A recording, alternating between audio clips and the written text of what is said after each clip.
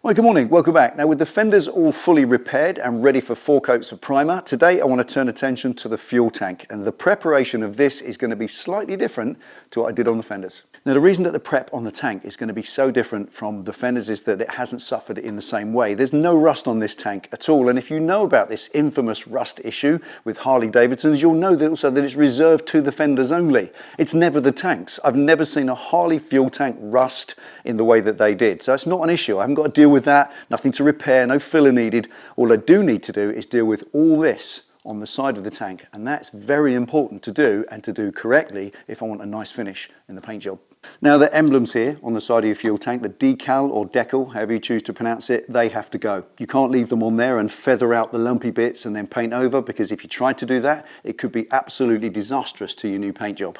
The reason for that is the way that they're applied. If you imagine they're effectively a vinyl printed sticker applied to the tank, and then they clear coat lacquer over the surface of it to completely seal it in, and you can feel it. We all know this, you can rub them with your fingers and you can feel them there. So you might think from a paint preparation point of view, you just take a block with an abrasive on it and you just block out those edges, sand them smooth so they're no longer there.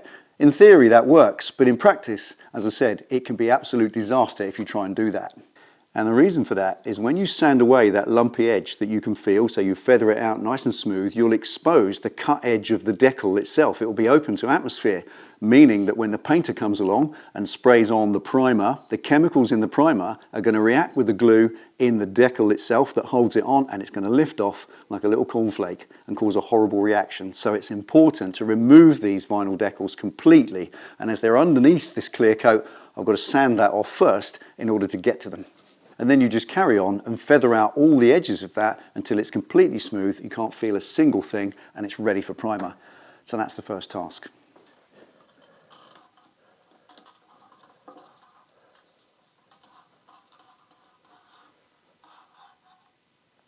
All right.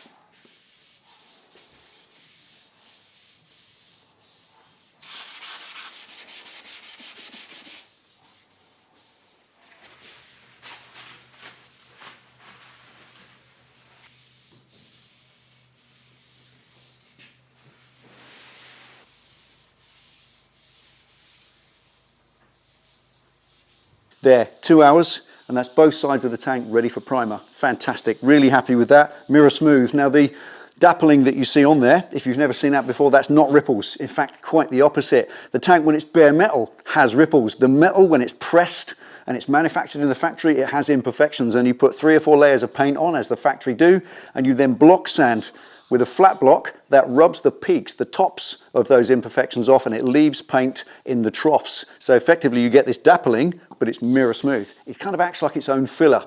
Really happy with that. Both of them, perfect. Now the next thing is to scuff up the top, the front and the underside of the tank for the primer to grip hold of. At the moment it's all shiny and glossy, doesn't need any repair, any blending, nothing. It's absolutely perfect. It just needs a key. So to do that, all I'm going to use is a 500 grit scuffing pad. It's a soft foam pad. It just puts a perfect key in it, and at the same time it will blend these areas in where there's a join, and then the whole thing will be ready for primer.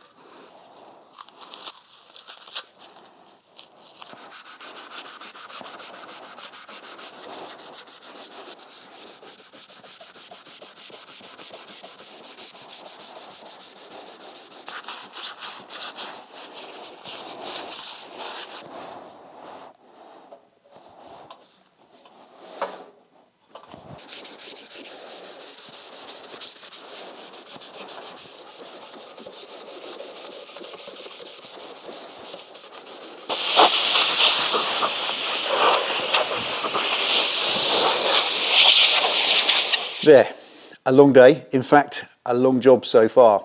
I think there's almost 8 hours in these 3 panels at this point. They're all now ready for primer. Now, they're probably not. The paint shop guys are extremely meticulous. Their standards are very high, and they've very kindly allowed me to take part in the paint job by doing the prep, but the prep has to be to their standards. So I'm learning as I go. I'm doing things I've never done before.